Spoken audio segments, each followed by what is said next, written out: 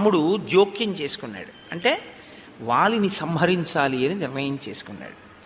తతో ధనుషి సంధాయ శరమాశీ విశోపమం పూరయామాస తచ్చాపం కాలచక్రమివాంతకః.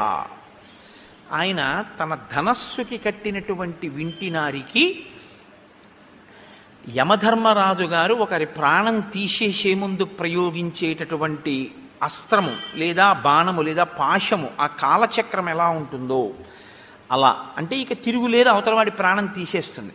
అటువంటి బాణాన్ని ఒకదాన్ని తీసి వింటినారికి సంధించడం కోసమని తూణీరంలోంచి తీసి దాన్ని వింటి నారికి తొడగబోతున్నాడు. కాబట్టి ఇప్పుడు టంకారము అని ఒకటి ఉంటుంది. అంటే ఆ వింటి నారికి తొడిగే ముందు ఒకసారి ఆ వింటి నారి యొక్క స్థితిస్థాపక శక్తిని, ఒకసారి ఆ బాణాన్ని ఆ వేగంతో వెళ్ళడానికి వీలుగా ఉందా లేదా చూడండి. ఈ తోలుతో చేసిన వాటికి అన్నింటికీ ఆ పరీక్ష ఉంటుంది.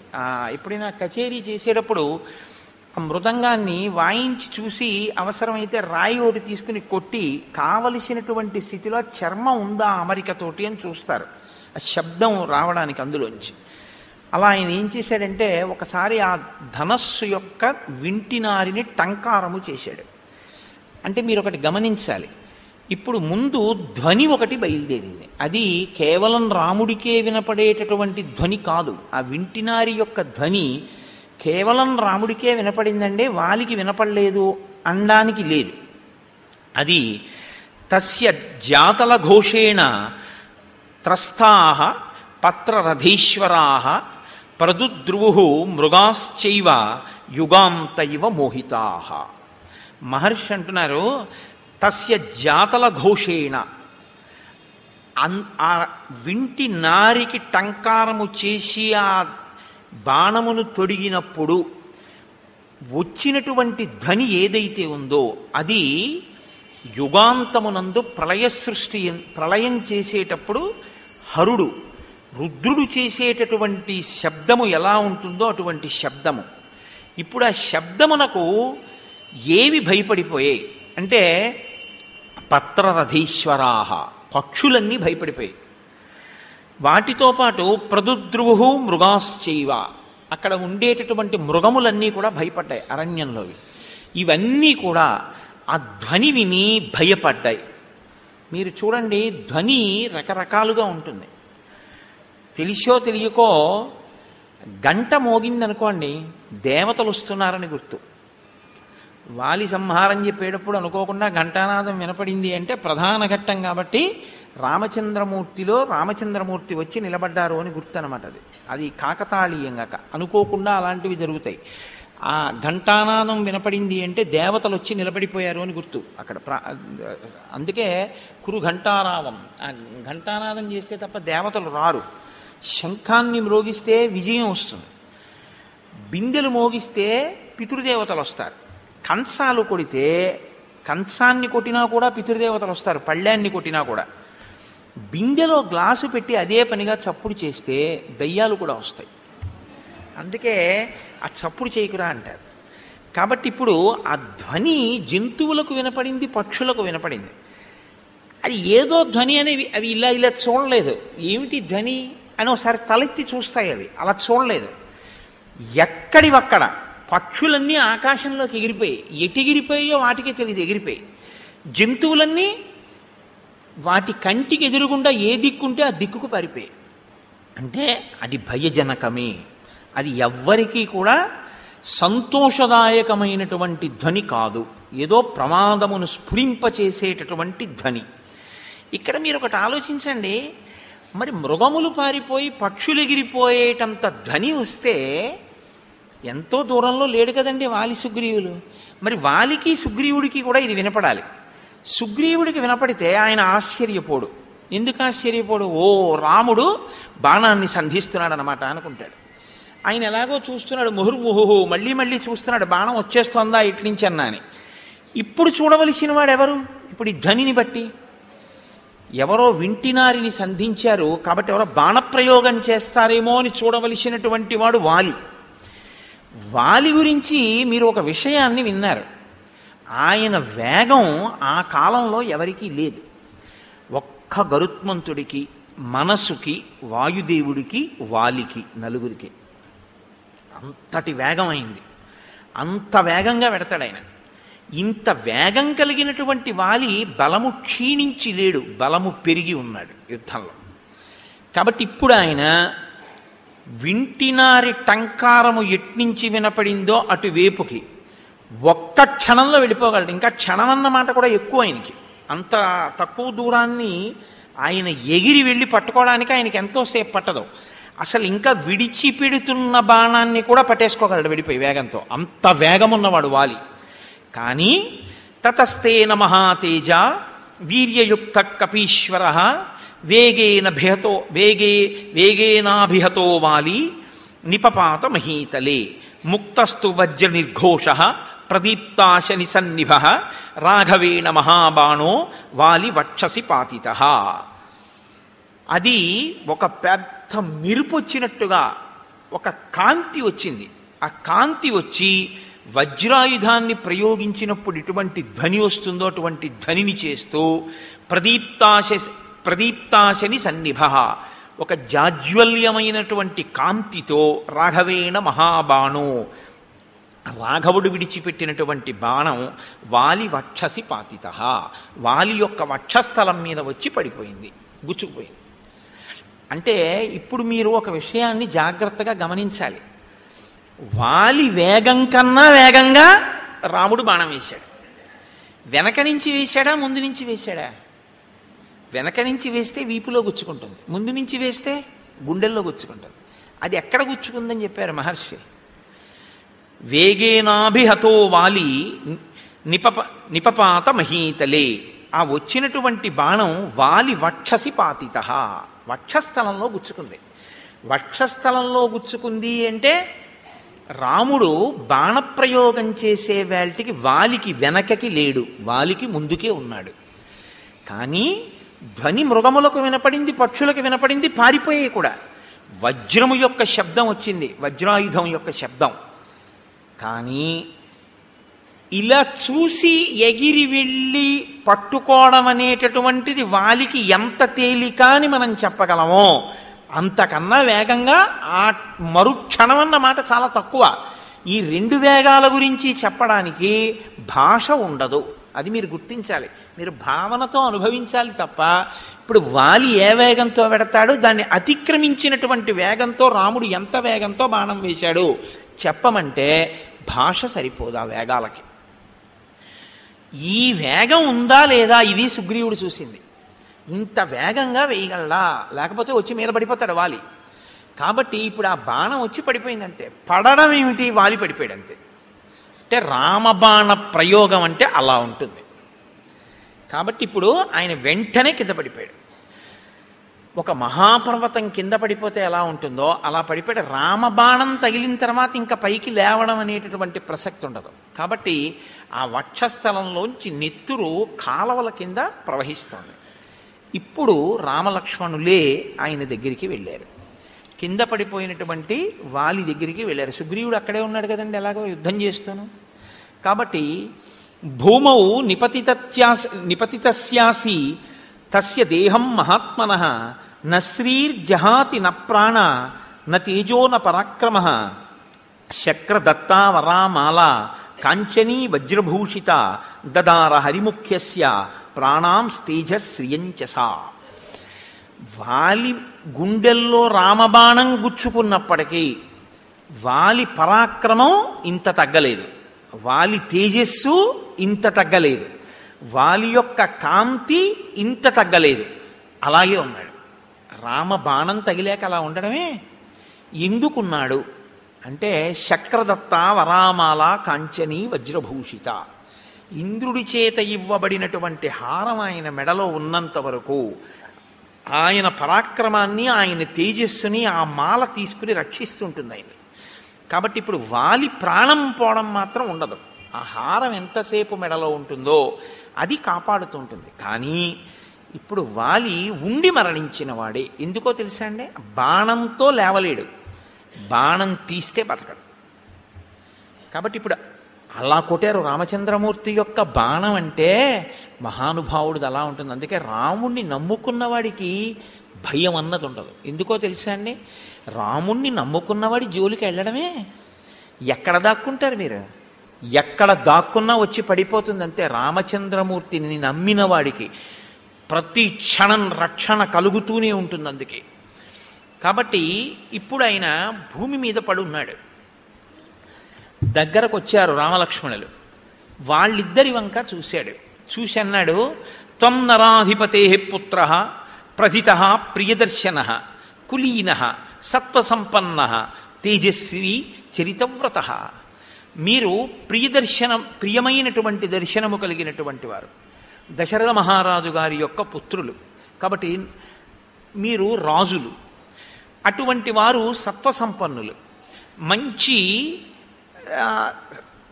నడవడి కలిగినటువంటి వారు, తేజస్సు కలిగినటువంటి వారు. అటువంటి వారు నన్నిందికి ఇలా కొట్టారు అని అడిగాడు రాముణ్ణి. ఒక పెద్ద ఛార్జ్ షీట్ పెట్టాడండి రాముడి మీద. ఆయన పడిపోయి మీరు నేను అనుమానపడక్కర్లేదు, వాలే అడిగాడు. మనకి ఎన్ని అనుమానాలు ఉంటాయో అంతకన్నా ఎక్కువ అనుమానాలు అడిగాడు రామచంద్రమూర్తిని.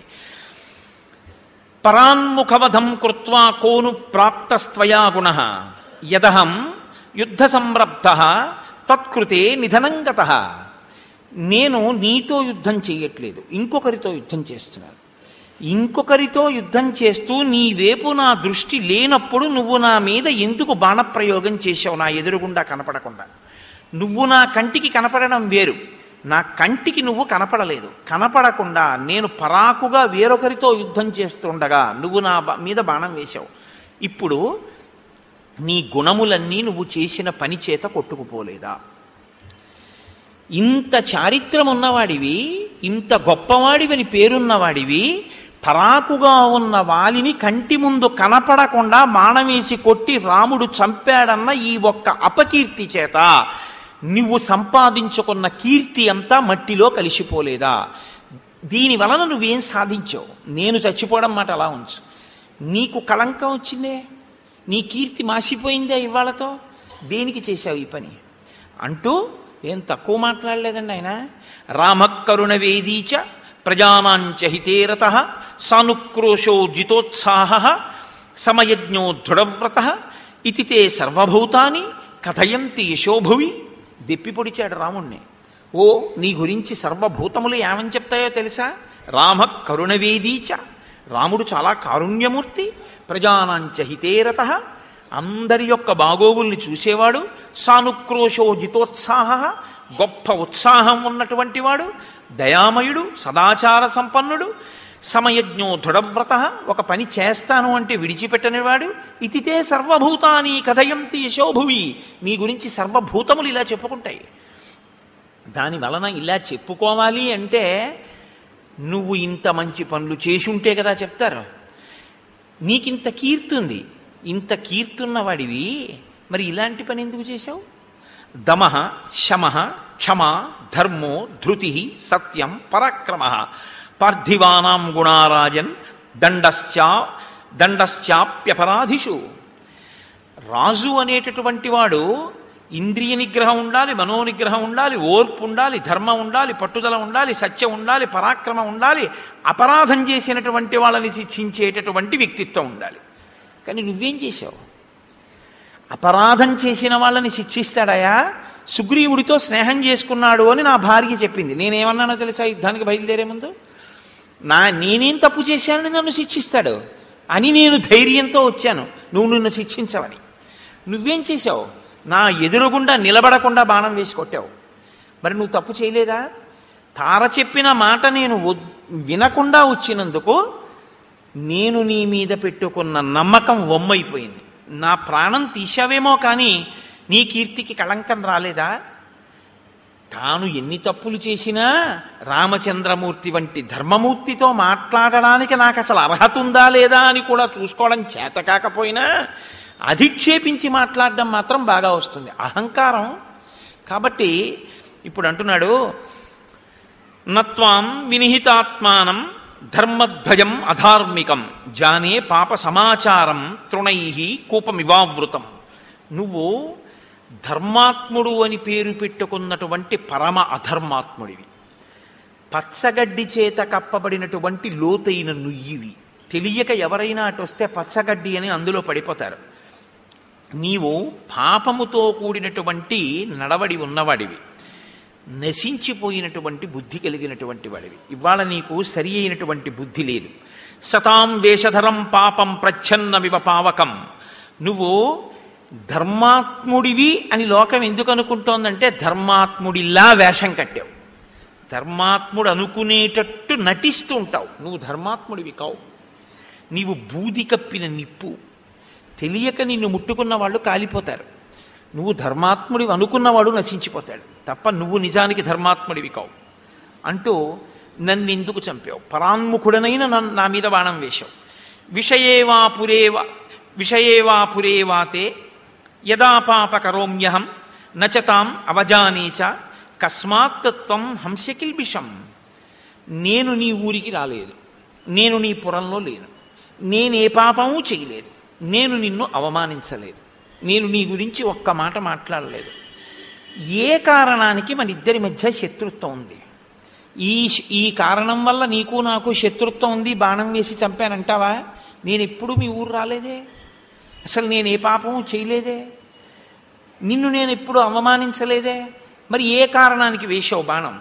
ఫలమూలాశనం నిత్యం వానరం వనగోచరం మామిహా ప్రతియుధ్యంతం అన్యేన చ సమాగతం. నేను అరణ్యాల్లో తిరుగుతూ ఉంటాను, నేను పళ్ళు తింటాను, దుంపలు తింటాను, నేను వానరుణ్ణి కాబట్టి వనగోచరం, అడవిలో చెట్ల మీద తిరుగుతూ ఉంటాను, భూమి మీద తిరుగుతూ ఉంటాను. కాబట్టి నాకు నీకు యుద్ధం రావలసినటువంటి అవసరం అసలు లేదు. పైగా నేను యుద్ధం చేస్తున్నది నా తమ్ముడితో చేస్తున్నాను, ఇంకొక వానరంతో చేస్తున్నాను. అప్పుడు నరుడవైనటువంటి నువ్వెందుకు జోక్యం చేసుకున్నావు? నువ్వు దేనికి బాణం వేశావు నా మీద?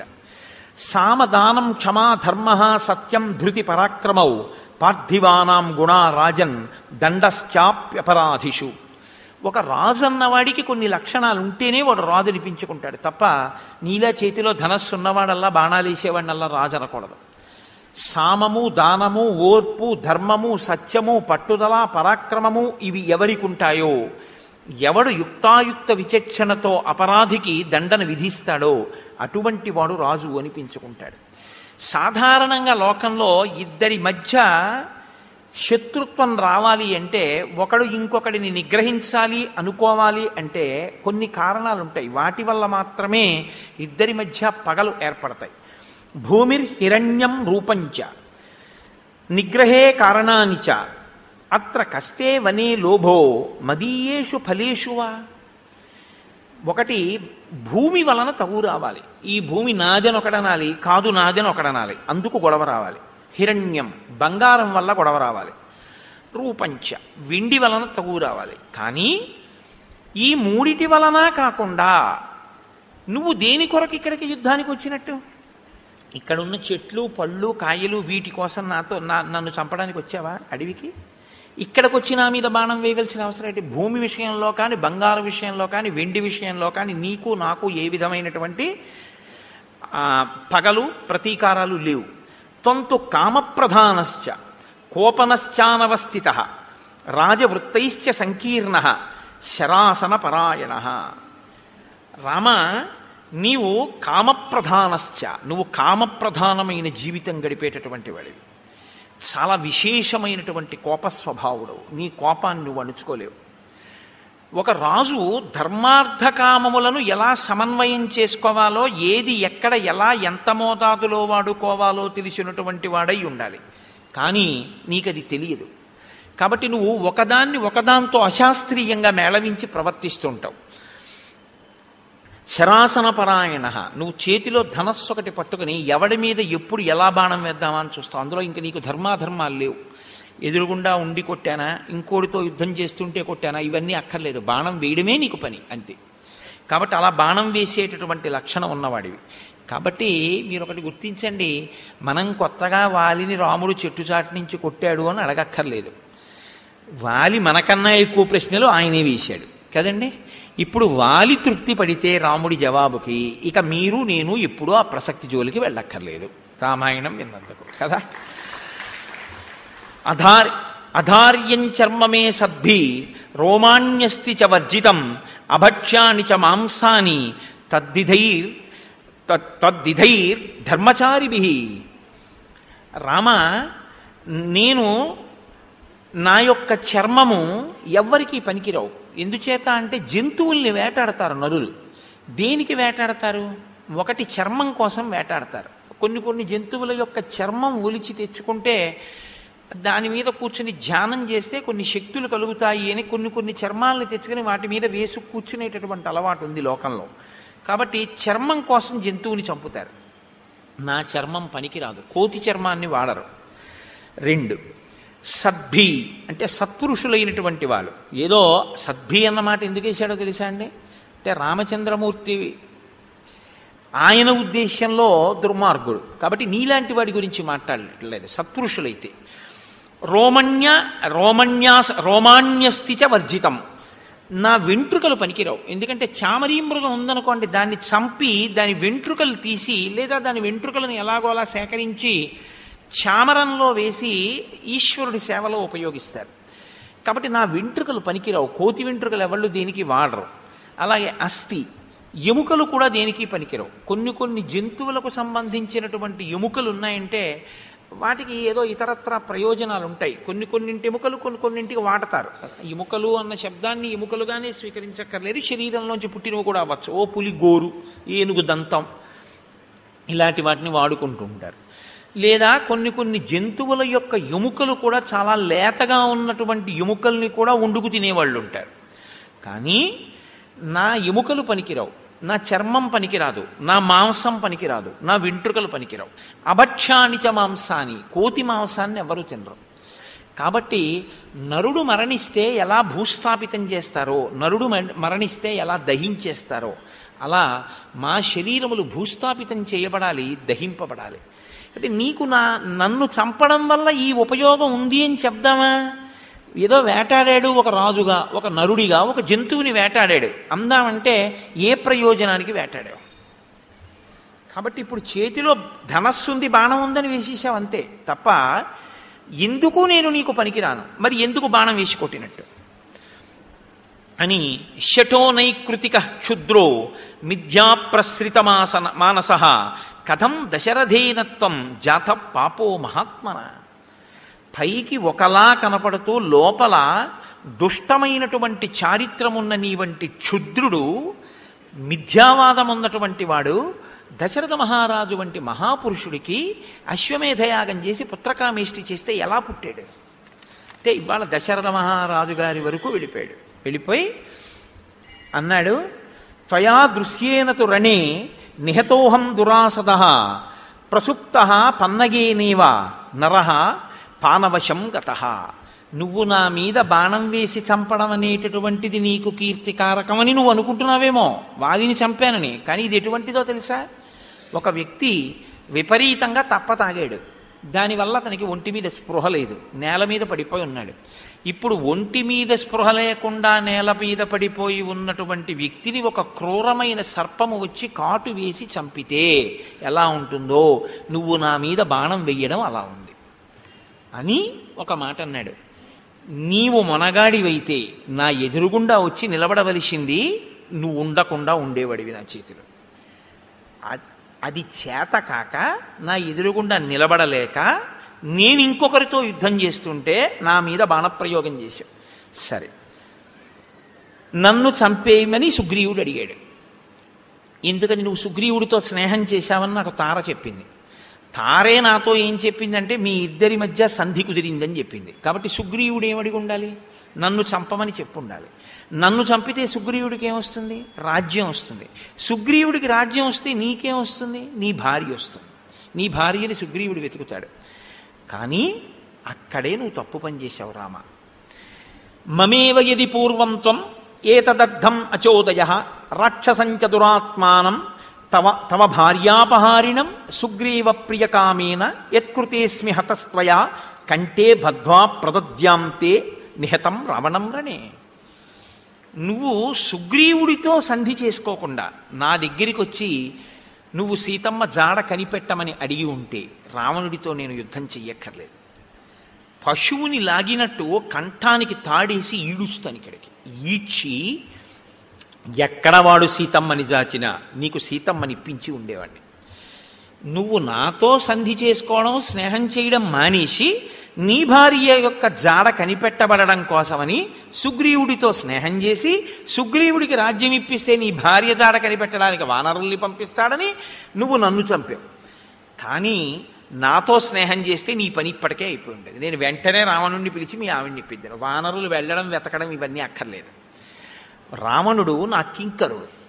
కానీ ఇక్కడ నువ్వు తప్పు చేశావు, నాకు ఈ ప్రశ్నలకి జవాబులు కావాలి, ఇలా నువ్వు ఎందుకు ప్రవర్తించావో నాకు చెప్పవలసింది అని అడిగాడు. ఇంతటి దురాత్ముడు, ఇంతటి పాపపు నడువడి కలిగినటువంటి వాడు అడిగినా రాముని యొక్క ఔదార్యం అటువంటి. ఆయన సమాధానం చెప్తున్నారు. ఆయన అన్నారు, ధర్మమర్థంచ కామంచ సమయంచాపి లౌకికం అవిజ్ఞాయ కథం బాల్యాత్ మామిహాద్య విగర్హసి. అసలు నీకు పురుషార్థములు అని 4 ఉన్నాయని, ధర్మము, అర్థము, కామము, మోక్షము అని 4 ఉంటాయని, అందులో మిగిలినటువంటి మోక్షమును పొందడానికి సాధనములైనటువంటి ధర్మ, అర్థ, కామములనేటటువంటి వాటిల్లో అర్ధకామములను ధర్మంతోటే సమన్వయం చెయ్యాలని నీకసలు తెలియదు. నీకసలు ఎప్పుడూ చతుర్విధ పురుషార్థములన్న వాటి గురించి నువ్వు మాట కూడా ప్రయత్నపూర్వకంగా సావధాన దృష్టితో తెలుసుకునే ప్రయత్నంతో విన్నవాడివి కావు, ఆలోచించిన వాడివి కావు, అనుష్ఠాన బలం ఉన్నవాడివి కావు. నీకు ధర్మం గురించి ఏం తెలుసని మాట్లాడుతున్నావు? నువ్వు ధర్మం గురించి ప్రశ్నలు వేస్తున్నావు. అపృష్టా బుద్ధి సంపన్నాన్ వృద్ధాన్ ఆచార్య సమ్మతాన్ సౌమ్య వానరచాపల్యాత్ కిం మాం వక్తుమిహిచ్చసి. అసలు ఆ ధర్మం అంటే ఏమిటో తెలుసుకోవాలి అంటే, ఆ ధర్మాన్ని ఎలా పట్టుకోవాలో తెలియాలంటే, ధార్మికంగా బతకడం అంటే ఏమిటో తెలుసుకోవాలంటే మహాత్ముల్ని ఒంట్లో ఓపికండగా ఆశ్రయించాలి. ఆశ్రయించి వారి దగ్గర విని జీవితంలో అనుష్ఠానంలోకి తెచ్చుకోవాలి. విని వదలకూడదు, ఆచరించాలి. నువ్వెవరిని ఆశ్రయించావు?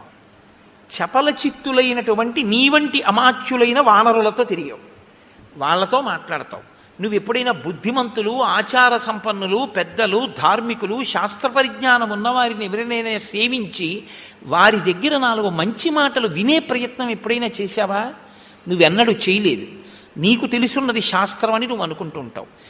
ఇంతపాటి అల్పబుద్ధి ఉన్నవాడివి నువ్వు నన్ను ఎలాగా ఇన్ని ప్రశ్నలు వేసి నీ ఇష్టం వచ్చినట్లు మాట్లాడుతూ నన్ను నింద చేసి నువ్వు మాట్లాడగలుగుతున్నావు?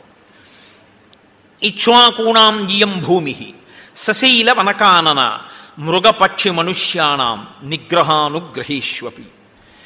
నీతో నేను ఒక సత్యం చెప్తున్నాను. ఈ కొండలతో, పర్వతములతో, నదులతో, నదములతో, అరణ్యములతో భాసిల్లుతున్నటువంటి ఈ భూమండలమంతా కూడా ఇక్ష్వాకుకుల సంజాతులైనటువంటి వారి చేత పరిపాలింపబడుతోంది. పరమ ధర్మాత్ముడైనటువంటి భరతుడు రాజరికం చేస్తున్నాడు. ఇప్పుడు భరతుడు ధర్మాత్ముడు. ఆయన ధర్మాన్ని పట్టుకొని ధర్మాన్ని అనుష్ఠిస్తున్నాడు. ఆయన తన రాజ్యంలో ఉన్నవాళ్ళు కూడా ధార్మికులై ఉండాలి అని ఆలోచిస్తుంటాడు. తస్య ధర్మకృతాదేశ వయమన్యే చ పార్థివాః చరామో వసుధాం కృత్స్నాం ధర్మ సంతానమిచ్చవాః. నేను ఈ అరణ్యంలో తిరుగుతున్నది భరతుడు ఏం కోరుకుంటున్నాడో, ధర్మము మధ్యలో ఎక్కడ తెగిపోకుండా ప్రవహించాలి, ధర్మము అనుష్ఠింపబడాలని రాజైన భరతుడు ఏది కోరుకుంటున్నాడో అది అందరి చేత అనుష్ఠింప చెయ్యడం ప్రయోజనంగా కూడా పెట్టుకుని తిరుగుతున్నవాడిని తప్ప ఏదో ఉబుసుపోక 14 ఏళ్ళు అడవిలో తిరిగితే అయిపోతుందని తిరుగుతున్నవాడిని కాను. అందుకే ఋషులకి అభయం ఇచ్చాడు అంటే ధర్మం కోసమే. క్షాత్రధర్మం అయింది. ధర్మము యొక్క కొనసాగింపు యందు నేను అనురక్తి ఉన్నవాడను. ప్రభువు ధర్మమునందు అనురక్తి ఉన్నవాడు. ఆయనది భూమి. ఇక్కడ ఉన్న మృగ, పక్షి సమస్త జాతులు ధర్మమును అవలంబించేటట్టుగా చూడడం మా హక్కు, మా అధికారం. నువ్వు నీది ధర్మమా, నీది ధర్మమా, నీది ధర్మమా అని నన్ను ఎన్నో ప్రశ్నలు వేశావు. జ్యేష్ఠో భ్రాత పితా చైవ యస్య విద్యాం ప్రయచ్చతి తయస్తే పితరో జ్ఞేయ ధర్మ్యే పదిహివర్తనిహ. ధర్మాలకన్నిటికీ అలవాలమైనటువంటి ధర్మం లోకంలో తనకన్నా ముందు పుట్టినటువంటి అన్నగారు ఎవడుంటాడో ఆయన, తనకి జన్మనిచ్చినటువంటి తండ్రి గారు ఎవరుంటారో ఆ తండ్రి, విద్య చెప్పినటువంటి గురువు గారు ఎవరుంటారో, విద్య చెప్పిన గురువు కన్నా ఉపదేశం చేసిన గురువు ఇంకా ఎక్కువ. ఎందుకో తెలుసా అండి? వాచక గురువు, సూచక గురువు, బోధక గురువు, పరమ గురువు, నిషిద్ధ గురువు అని గురువులు 5 రకాలుగా ఉంటారు. ఇందులో నిషిద్ధ గురువుని పక్కన పెట్టేయండి. ఎందుకంటే నిషిద్ధ గురువు అయినా చెయ్యకూడని పనులు నేర్పుతాడు, ఉగ్రమైన ఉపాసనలు అవిని. కాబట్టి అది పక్కన పెట్టండి. నలుగురిలో మళ్ళీ చాలా పెద్ద స్థాయి ఎవరిదంటే పరమ గురువుది. పరమ గురువు అంటే మన ఎదురుగుండా ఉన్నారా లేదా మనం చూడం, ఆయన పాదుకలు చాలని ఆయన ఉన్నారు, ఆయన పాదుకలే మా అహంకారాన్ని అణచి మంచి పనులు చేయిస్తున్నాయని ఆయనకి స్తోత్రం చేసి మనం ఏదైనా మొదలు పెడతాం. వారిని పరమ గురువులు అంటారు.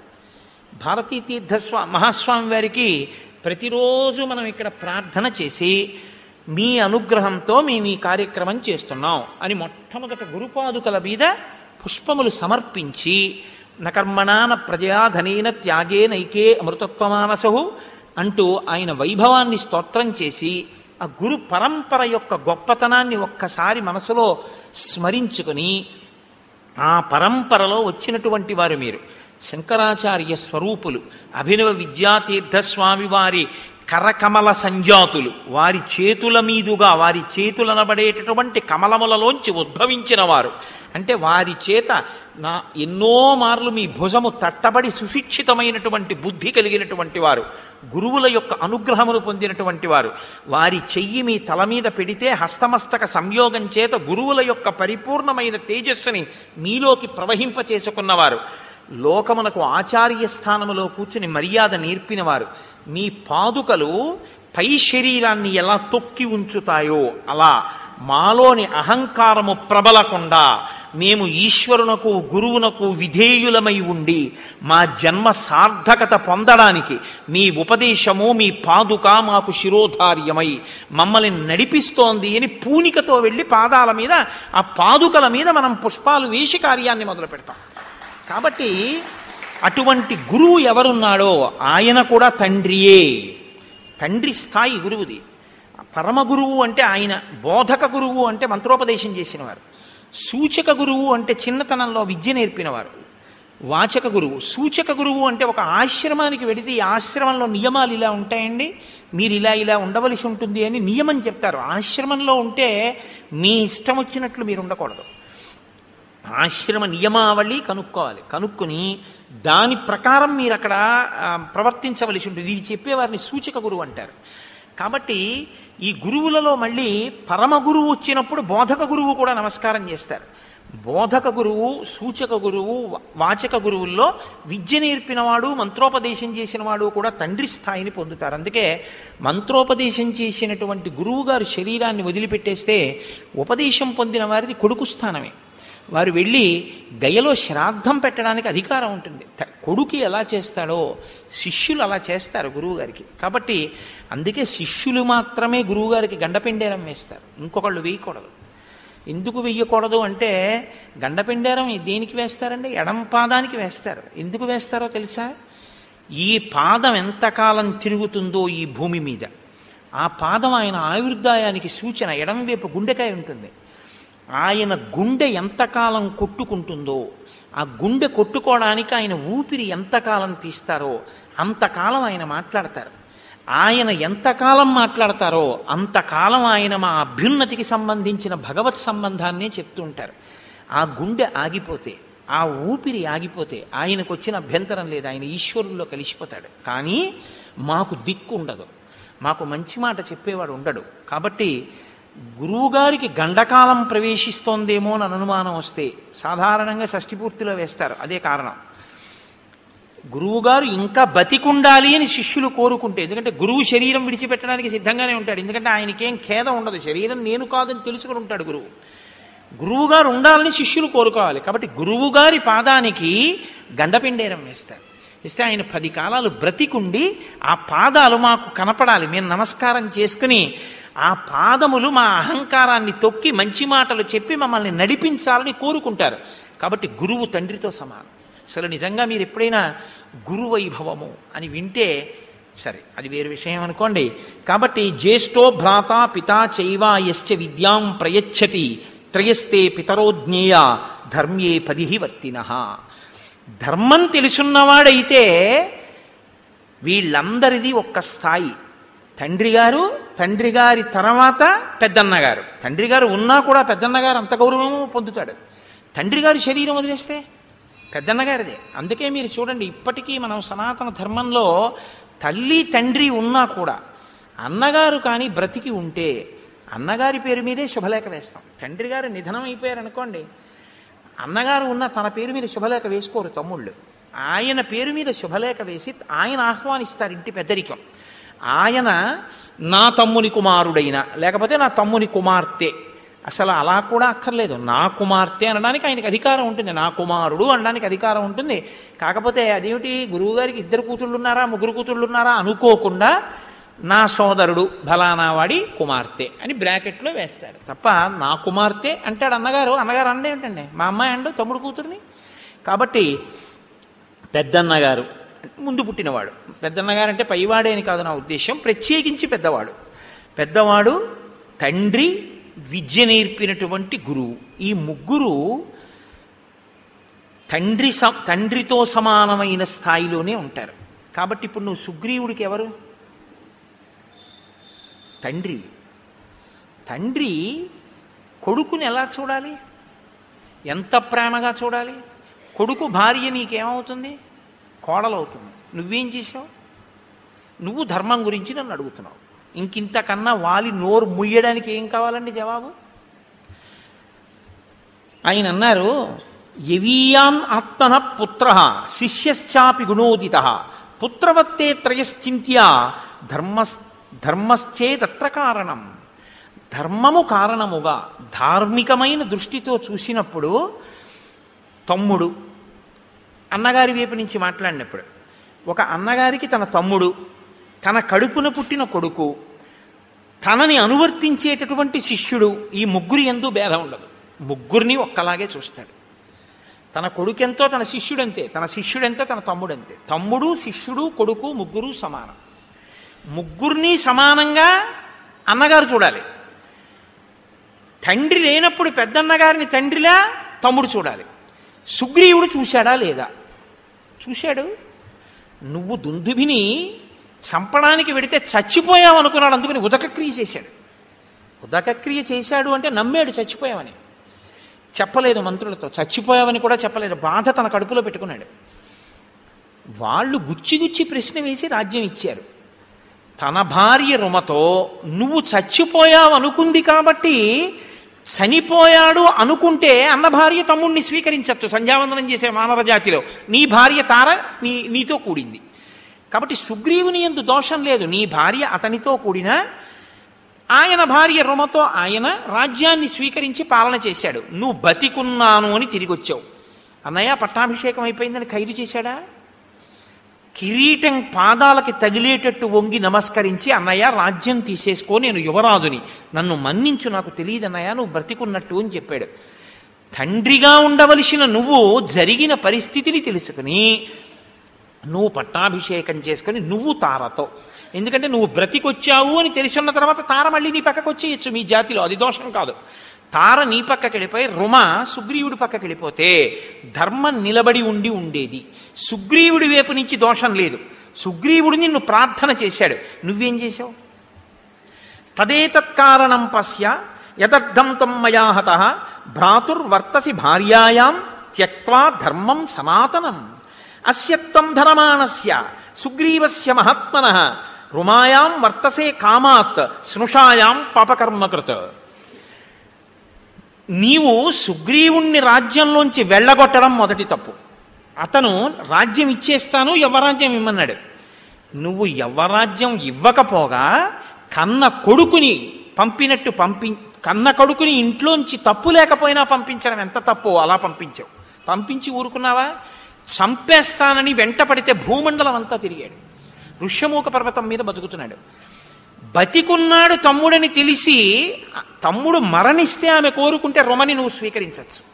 తమ్ముడు బతికున్నాడు, నాకు భయపడి ఋష్యమూక పర్వతం మీద ఉన్నాడని తెలిసి బలవంతంగా రుమని కామంతో నువ్వు అనుభవిస్తున్నావు ప్రతిరోజు. స్నుష అంటే ఇప్పుడు ఆమె నీకు కోడలు. తన కోడలిని ఆ దృష్టితో కూడా చూడకూడదు మామగారు. ఎందుకంటే తన కూతురు ఎంతో కోడలు అంతకన్నా ఎక్కువ స్థానం తెలుసా అండి శాస్త్రంలో. అందుకే రాముడైతే శాస్త్రం అలా ఉంటుంది. నీకు మామగారు చచ్చిపోయాడు అన్నాడు తప్ప నాకు తండ్రి గారు చచ్చిపోయాడు అని అనలేదు. పితామృతస్తే శ్వశుర పితాహీనోసి లక్ష్మణ అన్నాడు ఆయన అయోధ్యకాండలో. మీకు నేను వివరించాను కూడా. మామగారి లాంటి వ్యక్తి ఆడదాని జీవితంలో ఇంకా ఎవ్వరూ ఉండరు.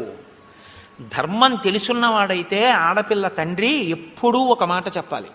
అందరూ తనకి నమస్కరించినా పెళ్ళైపోయాక తన కూతురు మాత్రం మామగారు ఎదురుగుండా ఉండగా తనకి నమస్కారం చేయకూడదు. ముందు మామగారికే ముందు నమస్కారం నేర్పుకోవాలి. అమ్మా, నీ మొదటి నమస్కారం నీ మామగారికే. మామగారి లాంటి బంధువు ఉండడు ఉండడు ఉండడు అని చెప్తోంది శాస్త్రం. అంత ప్రేమగా ఉంటాడు మామగారు. ఇది చెప్పేటప్పుడు నాకు చాలా సంతోషంగా ఉంటుంది. నా కోడలు ఎప్పుడు వస్తుందా అనిపిస్తుంటుంది. కాబట్టి అలాగని నువ్వు ఇప్పుడేం దాని గురించి ప్రత్యేక ప్రయత్నం అక్కర్లేదు. ఆ రోజు వచ్చినప్పుడు నేను చూస్తాను. కాబట్టి యవీయాం ఆత్మన పుత్ర, నీవు స్నుషా కోడలి వంటి నీ మరదలితో నువ్వు సంగమించావు, బలవంతంగా అనుభవించావు. తమ్ముడు బ్రతికున్నాడని తెలిసి. ఇప్పుడు చెప్పు, ఎవరిది ధర్మం? నువ్వు ధర్మాత్ముడివా? నీకు పాపం లేదా?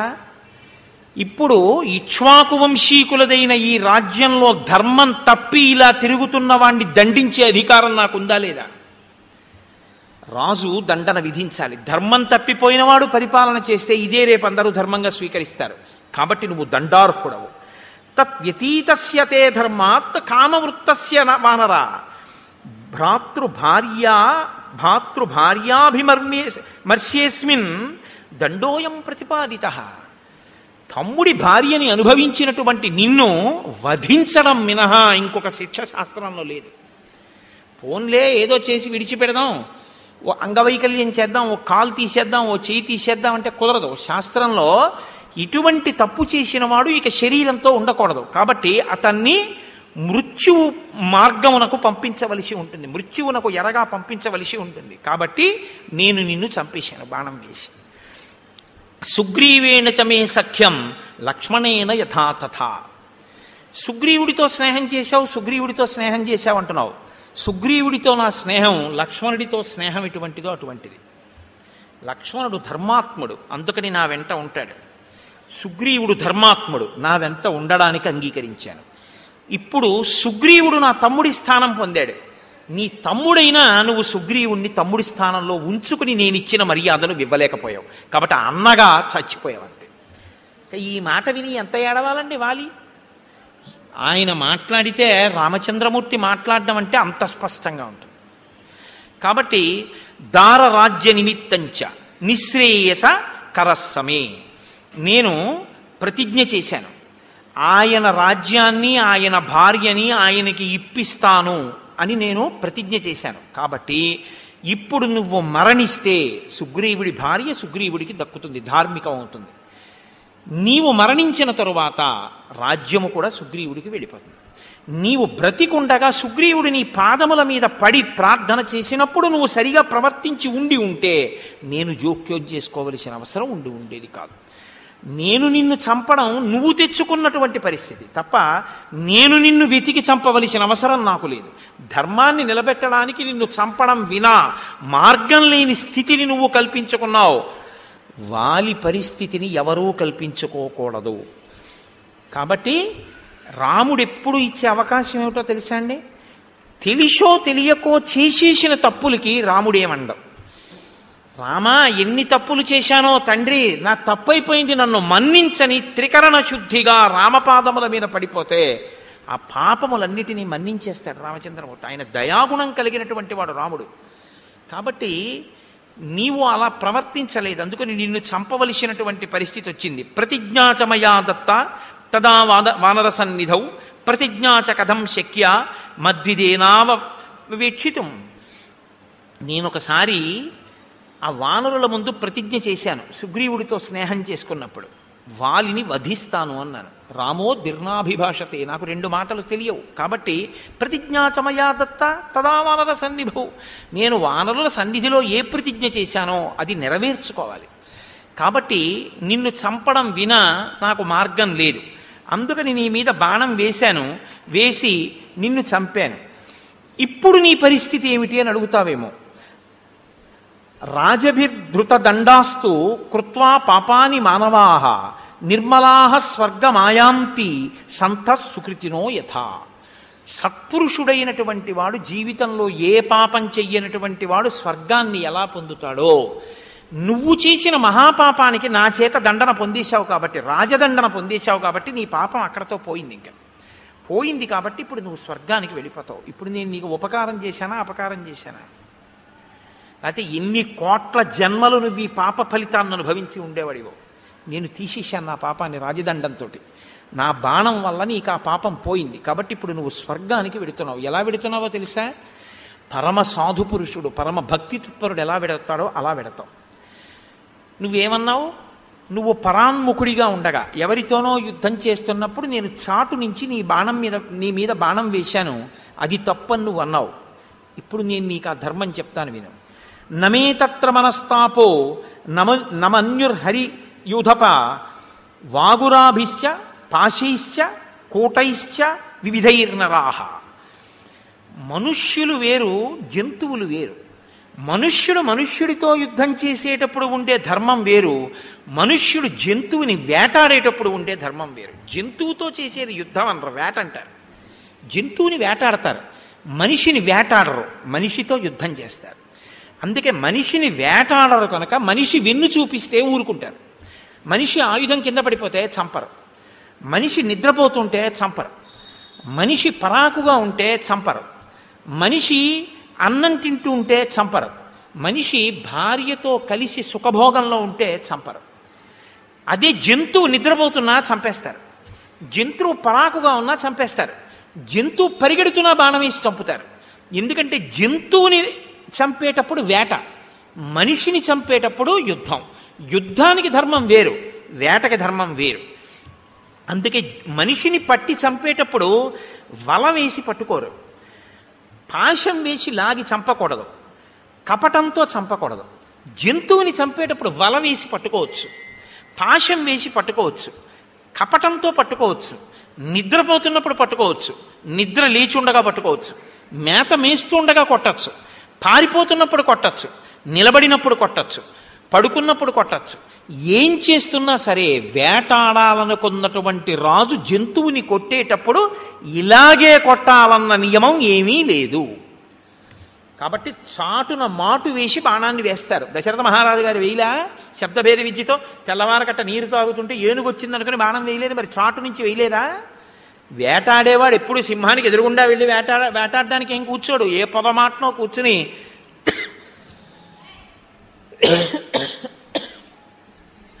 సింహం వచ్చింది అనుకుంటే వెంటనే సింహం మీద బాణప్రయోగం చేస్తారు. అంతేగాని ఆ సింహానికి ఎదురుగుండా వచ్చి యుద్ధం చెయ్యాలని నియమం లేదు. వేట అన్న పదానికి అర్థం ఏమిటంటే జంతువుని మనిషి కొట్టేటప్పుడు వేట, మనిషి మనిషిని కొట్టేటప్పుడు యుద్ధ ధర్మం. నువ్వెవరు? వానరుడివి. నేనెవరు? నరుణ్ణి. నువ్వు జంతువు, నేను నరుడు. జంతువుని కొట్టేటప్పుడు మనుష్య ధర్మం పాటించమని నువ్వెవరు నాకు చెప్పడానికి ధర్మం? జంతువుని కొట్టేటప్పుడు వేట ధర్మం. నా ఇష్టం, ఎదురుగుండా నిలబడి కొడతా, పక్క నుంచి కొడతా, వెనక నుంచి కొడతా, పారిపోతుంటే కొడతా, వలేసి కొడతా, పాశం వేసి కొడతా, నిద్రపోతున్నా కొట్టేస్తా. ఎందుకు కొట్టేస్తానంటే నువ్వు జంతు శరీరంలో ఉన్నావు, నేను మనుష్య శరీరంలో ఉన్నా. ఇక్కడ యుద్ధ ధర్మం వర్తించదు. నీకు ధర్మాధర్మములు నీకు తెలియవు. అసలు నీకు ధర్మాధర్మాలు తెలిస్తే నీ కోడలు వంటి నీ మరదలితో నువ్వు సంగమించేవాడివే కాదు. అసలు ఏ ధర్మమో నీకు తెలియదు, ఏ ధర్మమో తెలుసుకుందామని నువ్వు ప్రయత్నించలేదు.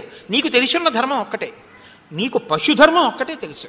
నీకు ఒంట్లో కండ కావరం ఉంది కాబట్టి దాంతో నువ్వు వెళ్ళి నీకేం కావాలంటే అది అనుభవించావు.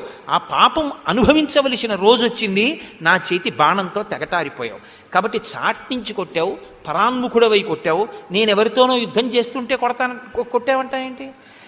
నాకు నేను పొందవలసిన ధర్మాన్ని, నేను పాటించవలసిన ధర్మాన్ని నేను ఎవరి పట్ల పాటించాలో అది మానేసి నీ పట్ల నేను పాటించాలి ధర్మాన్ని చెప్పడానికి నువ్వెవరు?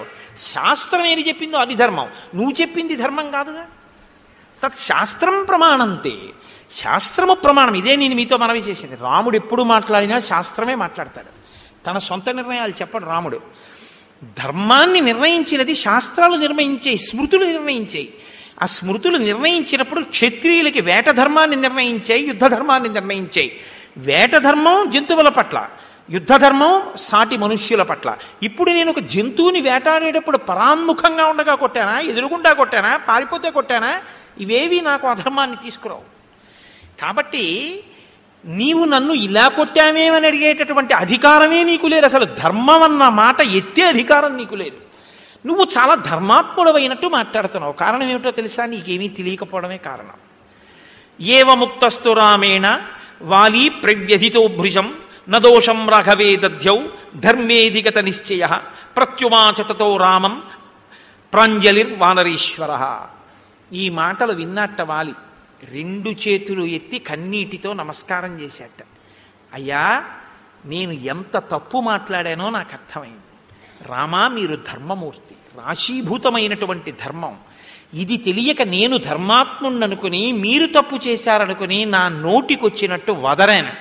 అయినా మీరు మహానుభావుడు కాబట్టే మీరు ఒక మాట అన్నారు, నీ మీద నాకు కోపము లేదు, నువ్వు చచ్చిపోయావని నాకు బాధ లేదు, నా కర్తవ్యం పూర్తయింది అన్నారు. నేను ఇన్ని మాటలన్నా మీరు నా మీద ఎందుకు ఖేదపడలేదంటే, అజ్ఞాని, ఏమీ తెలియనివాడు.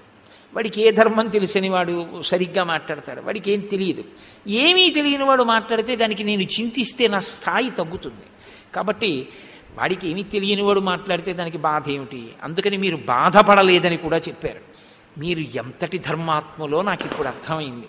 కాబట్టి అంజలి ఘటించి మీకు నమస్కరిస్తున్నానని ఒక్కసారి రామచంద్రమూర్తికి సాంజలి బంధకంగా నమస్కరించి ఆయన ధర్మాన్నంతటినీ శ్లాఘించారు. అది రామానుగ్రహం అంటే. కాబట్టి ఇప్పుడు ఎంతో సంతోషించారు. అని తత్రాపి కలుమే దోషం కర్తుం నర్హసి రాఘవ. రాఘవ, నన్ను క్షమించండి, నేను ఇలా పరిధి దాటి మాట్లాడినందుకు మీరు నన్ను క్షమిస్తే నా పాపాలన్నీ ఇక్కడితో సమసిపోతాయి, నేను సంతోషంగా ఊర్ధ్వలోకాలకి వెళ్ళిపోతాను. ఇప్పుడు నేను అనుకుంటున్నాను, బహుశా వాలిని వధించడంలో రామచంద్రమూర్తి యొక్క ధర్మం విషయంలో మీకెవ్వరికీ అనుమానం లేని రీతిలోనే రామచంద్రమూర్తి చెప్పిన జవాబుని నేను మీకు కొంత చెప్పగలిగానేమో అని నేను అనుకుంటున్నాను.